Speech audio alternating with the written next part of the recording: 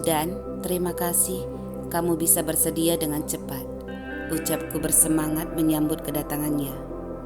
Ya Ruby, aku kebetulan tidak menerima job apapun akhir-akhir ini. Aku hanya sibuk melatih anak-anak di klub taekwondo yang kudirikan bersama rekan-rekan seprofesiku di kota bagian timur kota J ini. Oh ya, itu bagus sekali. Lalu bagaimana kabarnya, Mr. K? Seseorang yang tidak pernah mau identitasnya diketahui oleh siapapun. Dulu, dialah yang sering membantuku diam-diam dari belakang atas semua masalahku. Pundi-pundi uangnya pasti sudah menggunung di rumahnya, bukan? Celutukku ingin tahu.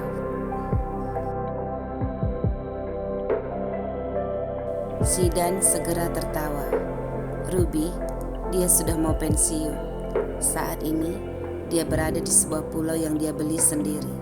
Dan di sana, dia sedang bersantai sambil mendirikan villa-villa mewah.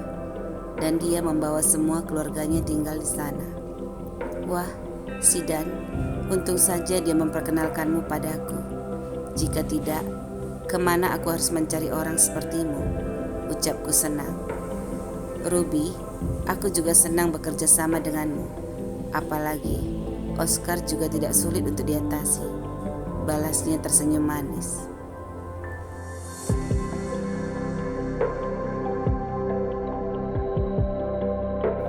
Baiklah, menurutku agar lebih aman, kita berangkat menggunakan mobilku saja. Kita bisa lebih bebas dan nyaman membawa semua perlengkapan kita daripada naik pesawat. 1 hari 1 malam di perjalanan menuju kampung halamanku, kita bisa singgah di pinggir jalan untuk mencari hotel kelas melati sebagai tempat menginap jika kita semua sudah lelah dan kemalaman di jalan, ucapku menjelaskan.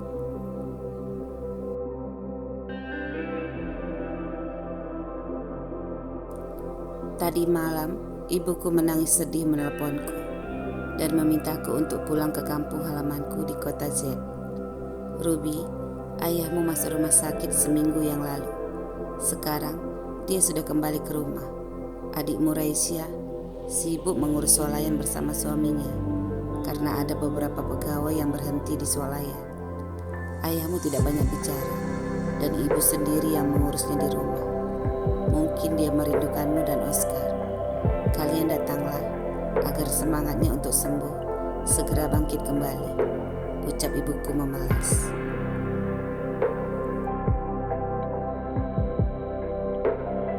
Aku segera menghubungi Tina malam itu juga, dan dia sudah datang pagi-pagi sekali tadi, lalu memberesi semua pakaiannya dan stok pakaian Oscar selama 1 minggu di kota Z nanti. Dan tadi malam saat aku memanggil Zidan, dia juga sudah setuju dan sudah membawa perlengkapannya sendiri barusan. Aku juga sudah menyiapkan barang-barangku, juga semua peralatan yang kubutuhkan untuk mengurus pekerjaanku di sana nanti.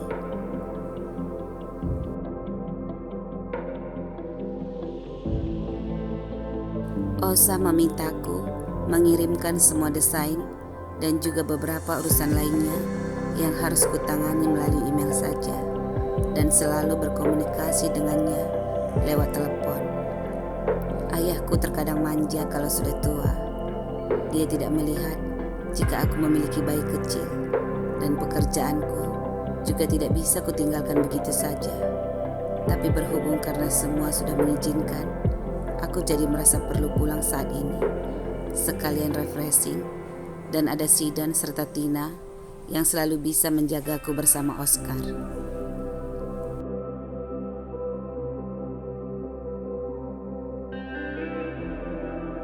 Sore ini, setelah semua persiapan sudah memenuhi bagasi mobilku, dan Tina sudah meletakkan Oscar dengan nyaman bersamanya di bangku belakang, Zidan dengan sigap menjalankan mobil menuju kota Z. Lihat Oscar, itu sungai, itu pohon pisang, itu jembatan, seru Tina bersemangat, membuat Oscar kesenangan menatap semua jalanan yang kami lewati.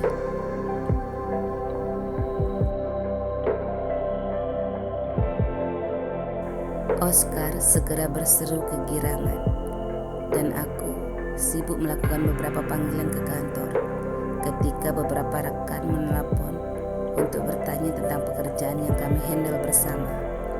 Sebuah penginapan yang cantik dengan lingkungan yang bersih menjadi tempat kami menginap di malam hari, dan Zidan memilih kamarnya tepat berada di depan kamar kami menginap.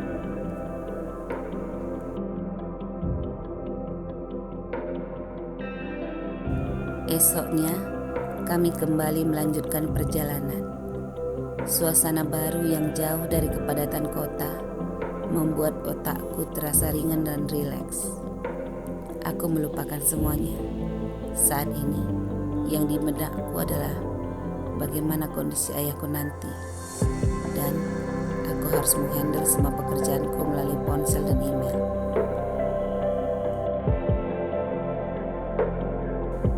Tidak terasa, kami pun akhirnya tiba di rumah ayah dan ibuku. Oscar, Ruby, ayah lihat mereka datang. Sambut ibuku dengan ceria saat pintu rumah dibuka oleh seseorang. Aku menduga dia adalah orang yang disewa ibuku untuk membantunya di rumah.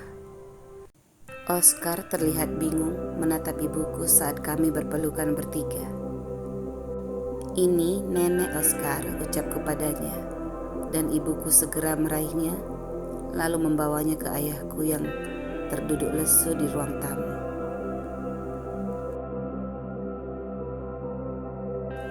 "Ruby," panggilnya lembut. "Ayah, apa kabar? Kenapa bisa sakit?" ucapku menghampiri dan memeluknya. "Ayah sudah tua, terkadang lupa makan, jadi sakit mah ayah kamu," balasnya pelan. Dia menerima Oscar di pangkuannya dan senyumnya segera mengembang ketika mata teduh Oscar menatapnya lekat-lekat. "Cucu ayah yang sangat tampan," ucapnya sambil mengecup pipi Oscar dengan lembut.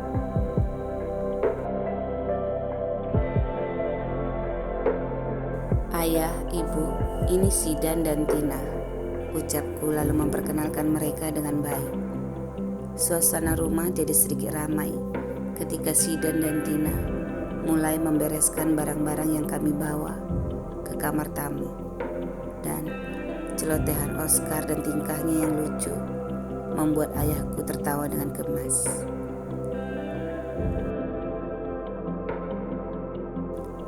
Malam harinya, suasana rumah tiba-tiba menjadi ramai. Semua kerabat dari pihak ayahku dan ibuku berdatangan. Raisa dan suaminya adalah dalangnya. Keduanya menelepon semua kerabat dan mengabari mereka jika aku datang. Aku sedikit kewalahan menjawab semua pertanyaan mengenai masalah pertengkaranku dengan keluarga Hansen dan juga berita-berita tentang masa laluku yang mereka lihat dari berita di koran dan media-media lainnya.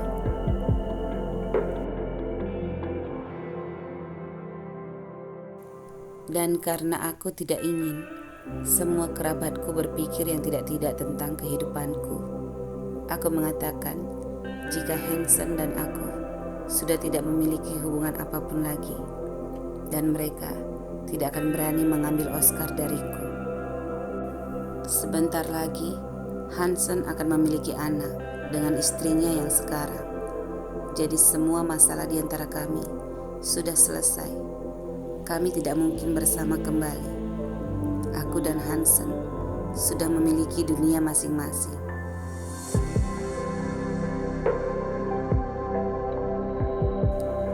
Mendengar ucapanku, tiba-tiba pamanku dari pihak ayahku mengatakan, ada seorang pria, dia duda tanpa anak, dari keluarga pihak istrinya. Dia sedang mencari seorang istri. Dia Marco, seorang pria berumur 35 tahun, beda usia 10 tahun dariku. Dia mapan dan pekerjaannya suka berbisnis di dalam dan di luar kota. Marco dan teman-temannya bergabung dalam beberapa jenis usaha, sehingga penghasilannya pasti lumayan besar.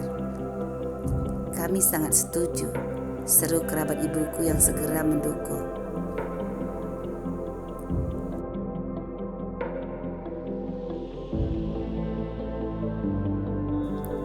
Zidan dan Tina tersenyum-senyum melihatku karena terlihat tidak begitu tertarik. Dan ketika melihatku hanya tersenyum dan tidak merespon pamanku, kalau tidak mau duda, ada juga yang masih single, seru bibiku yang lainnya. Tapi kalau single, takutnya tidak cocok sama Oscar, dan nanti maunya ibunya saja, celutuk yang lainnya. Sehingga suasana jadi heboh dan ceria dengan berbagai pendapat yang berbeda.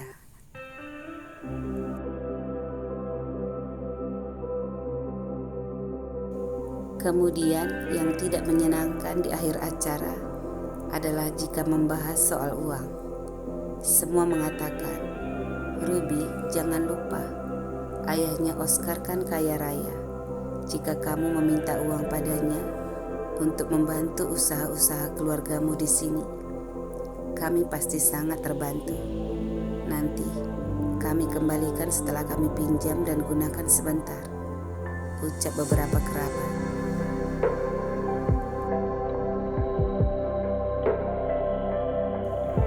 "Oh iya Bibi, nanti ku kabari jika dia bisa membantu.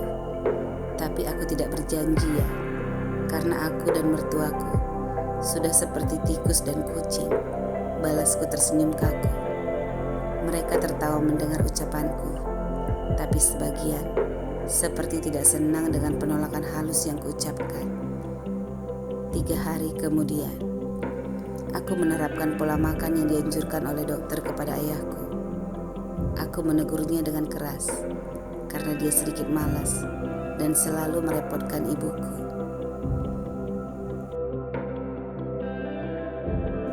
"Untuk apa kalian bersusah payah hidup selama ini kalau sakit dan penyakit selalu dibawa-bawa? Jika ayah menyayangi diri ayah sendiri, maka ayo tetapkan hatinya dan katakan, jika aku pasti sehat senantiasa. Sebenarnya sumber semangat untuk kesembuhan semua berasal dari diri sendiri. Itu yang paling mendukung untuk cepat pulih daripada mengandalkan orang lain," tekanku padanya.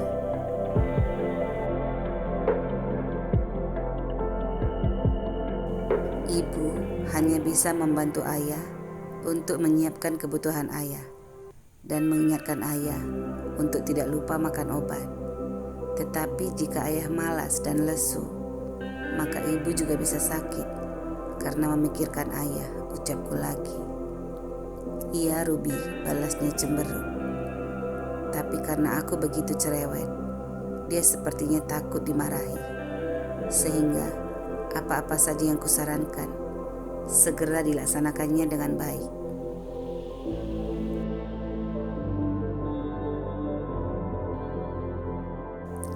Di hari yang keempat, kondisi ayah sudah lebih baik. Ibuku, Raisa dan suaminya sangat senang melihatnya. Karena itu, mereka menyarankan agar aku membawa Zidan, Tina serta Oscar untuk refreshing ke tempat wisata di kotaku. Tentu saja balasku dengan senang hati. Sudah lama sekali aku tidak menikmati suasana bersantai di kotaku. Lalu kami pergi ke sebuah tempat rekreasi di mana ada penginapan, kolam renang, pantai dan juga pernak-pernik kerajinan tangan yang dijual di sekitar area wisata.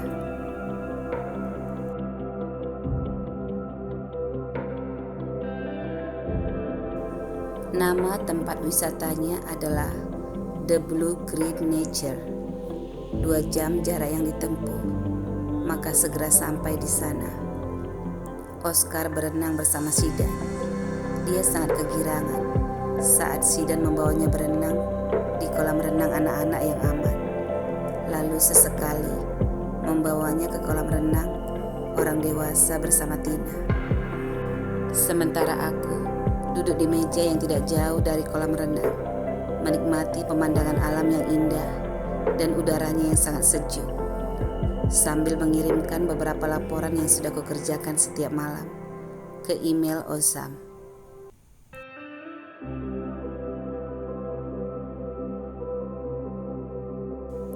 Tiba-tiba, Osa mengirimkan sebuah pesan singkat padaku. Buka laptopmu dan lihat berita pagi ini. Lydia sudah melahirkan dan bayinya adalah seorang putra. Pesannya singkat. Aku tertegun sejenak membaca pesannya dan akhirnya mencari informasi terkait tentang mereka di internet. Selamat kepada keluarga besar Tuan Mitch dan keluarga besar Lydia. Bayi laki-laki yang tampan telah lahir dan semoga cucu pertama dari keluarga kedua belah pihak menjadi pembawa berkah di dalam keluarga mereka.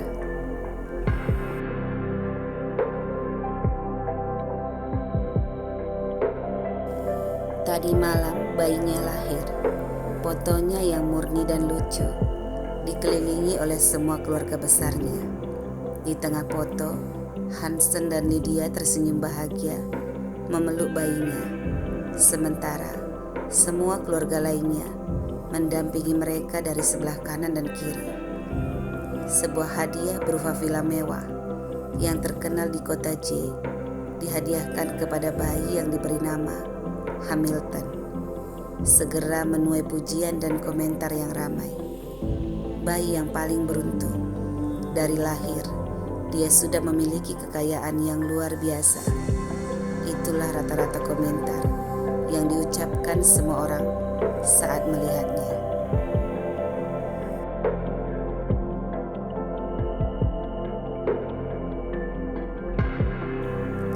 Aku melihat Oscar tertawa menggemaskan di pelukan Sidan. Senyum serta tawa cerianya yang nyaring, seperti angin kencang yang menghembuskan kegundahan hatiku karena melihat kebersamaan dan kemewahan penyambutan atas lahirnya anak Lydia. Oscar, kamu keberuntungan mama yang paling berharga. Gumanku berdebar. Hatiku merasa tertekan tanpa sebab setelah membaca tulisan di berita.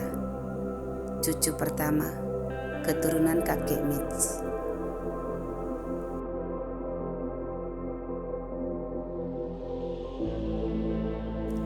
Tidak perlu sakit hati dan cemburu, Ruby. Keluhku menghela napasku dengan pelan. Hansen dan keluarganya adalah masa lalu yang pahit dan perlu disingkirkan dari benakku. Dan masa depanku saat ini hanya hidup bahagia bersama Oscar dan seseorang yang bisa menerima kami nanti. Pikirku menenangkan hatiku. Dan aku segera tersenyum bahagia memandang betapa semangat dan lucunya kaki gempal Oscar saat bergerak-gerak di permukaan air kolam.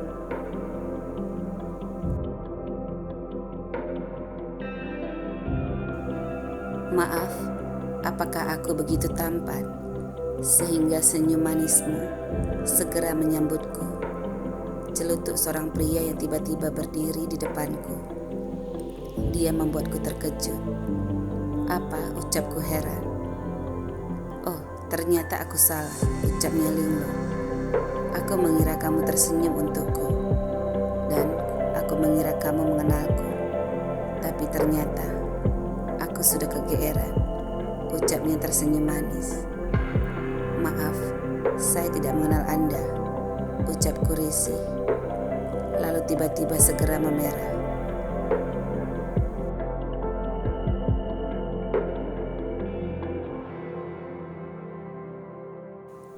Aku baru sadar melihatnya. Dia memakai celana renang yang pendek dan basah, yang melekat di tubuhnya yang kekar. Dada bidangnya juga sedikit basah dan berbulu di bagian pusernya menuju ke area miliknya. Rambutnya lurus dan dia dengan santai merapikan rambut basahnya di depanku.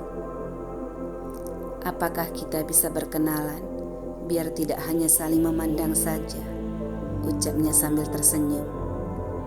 Wajah simpatiknya terlihat nakal dengan pandangan matanya.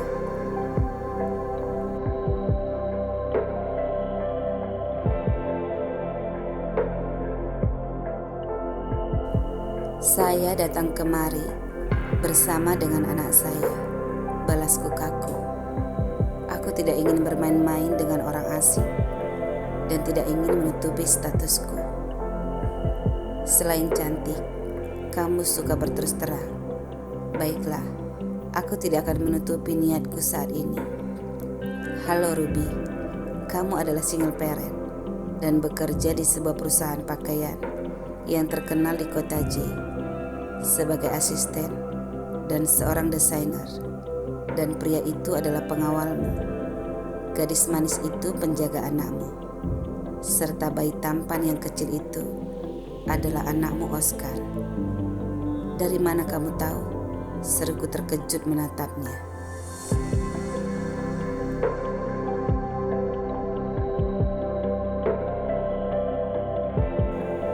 Perkenalkan, namaku adalah Marco.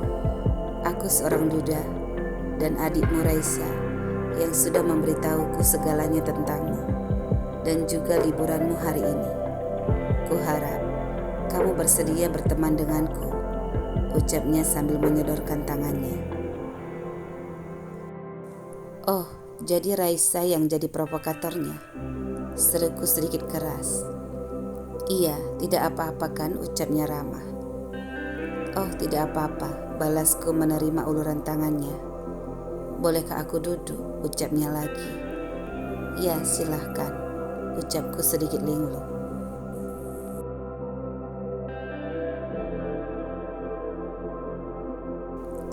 Aku jadi teringat percakapan dengan paman dan bibiku saat mereka berkunjung ke rumah beberapa hari yang lalu. Apakah ini pria itu? Kumanku menatapnya ragu, dan senyumnya segera menyadarkanku. Ruby, duduklah. Nanti orang mengira kita sedang cekcok jika matamu melihatku seperti itu, ucapnya kalem. Oh iya, maaf, aku tiba-tiba teringat sesuatu, balasku malu.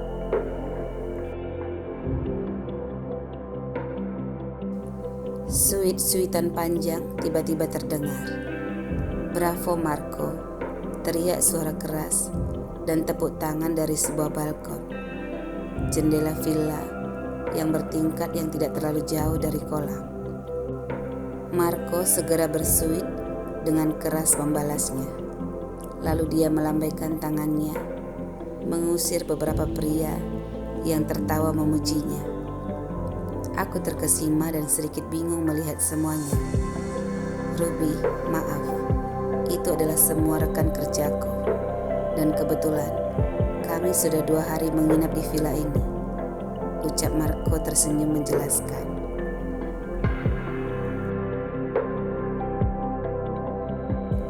Tidak apa-apa, itu tidak masalah kok, balasku kaku.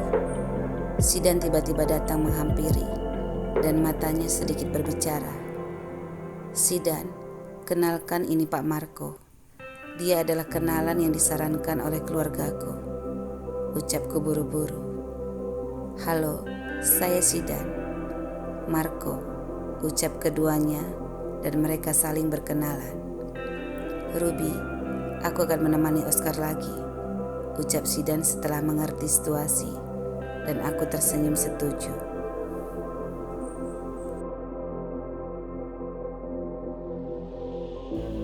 Ruby, hubunganmu dan Sidan hanya sebatas pekerjaan saja bukan? Celutuk Marco terang-terangan. Iya benar, kenapa? Ucapku sedikit terkejut. Baguslah, lebih baik aku bertanya daripada salah duga bukan? Balasnya tersenyum. Iya, kamu benar, balasku kaku.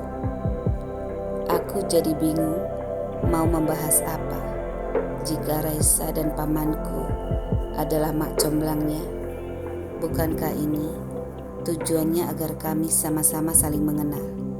Dan jika kami cocok, maka kami jadian, pikirku melihat maksud dari pertemuan ini.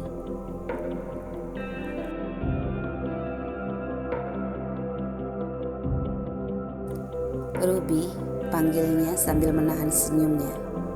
Apa? Balasku bingung. Santai saja, Jika kamu terlalu kaku dan merasa asing, aku jadi malu dan merasa minder. Sepertinya aku terlihat menakutkan atau memalukan di matamu, ucapnya merendah.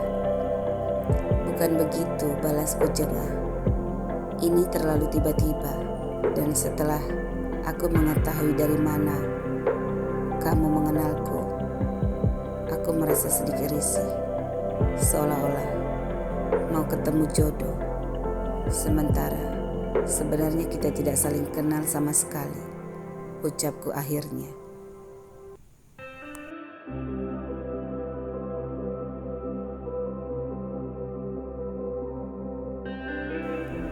Kamu benar, Ruby.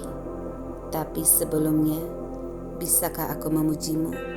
Dan kuharap kamu tidak menuduhku sebagai pria tukang gombal setelah mendengarnya nanti, ucapnya sambil tertawa renyah. Tidak perlu memuji jika Pak Marco tidak siap menerima akibatnya, balasku dengan santai. Dia tertawa kembali.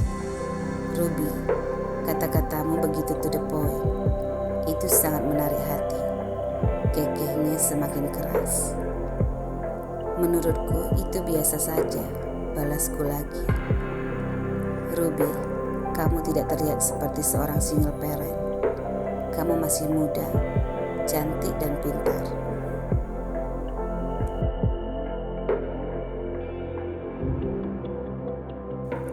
Aku merasa beruntung kita akhirnya bisa saling berkenalan, ucapnya bersemangat. Iya, terima kasih, balasku masih kaku. Ruby, maaf jika sedikit lancang. Aku sudah memeriksa semua latar belakangmu saat pamanmu memperkenalkanmu kepadaku.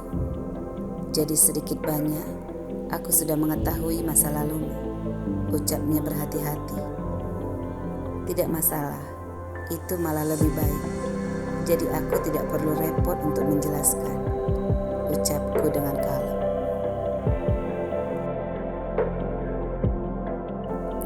Ruby, kamu ternyata menggemaskan sekali, balasnya menatapku lekat-lekat.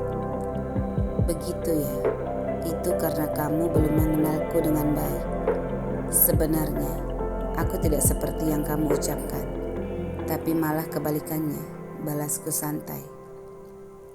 Ruby, sepertinya pesonaku sudah luntur, sehingga kamu tidak sedikit pun bertanya tentangku. Beginilah nasib duda yang tidak laku, keluhnya tiba-tiba. Aku jadi terkekeh geli melihat tampangnya yang sedikit cemberut.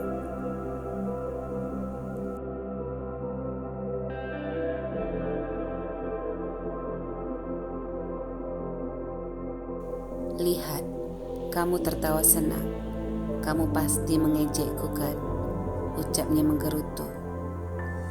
Kamu berpura-pura merendah agar dikasihani. Rekan-rekanmu tadi sudah memperlihatkan jika kamu sebenarnya suka mencari wanita. Tapi aku tidak akan terkecoh. Dari penampilanmu saja, aku bisa melihat kalau kamu ingin memperlihatkan daya tarik lawan jenismu. Tuan Marco, semua wanita belum tentu sama, balasku cuek. Ruby, siapa bilang kamu tidak menggemaskan? Ujarnya segera.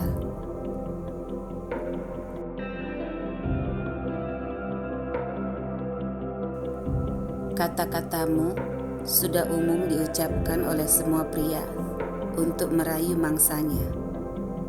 Kuharap kamu lebih bekerja keras lagi untuk mencari kata-kata yang bisa membuat pesonamu bercahaya kembali dan tidak luntur, ucapku acuh.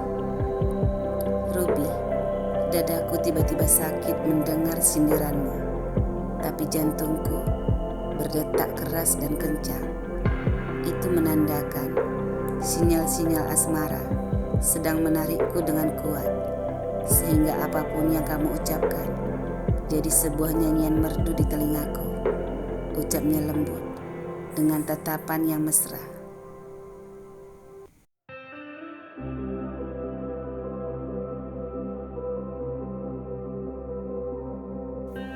Aku jadi geram dan malu mendengar rayuan gombalnya. Maka aku segera membalasnya. Kuharap jantungmu tidak menandakan jika sebentar lagi kamu terkena serangan jantung yang mematikan, sehingga umurmu bisa jadi singkat dan pendek.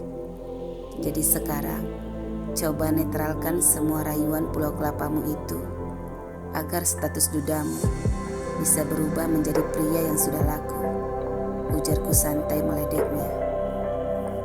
Ruby, aku merasa hidupku tidak akan sia-sia setelah bertemu denganmu.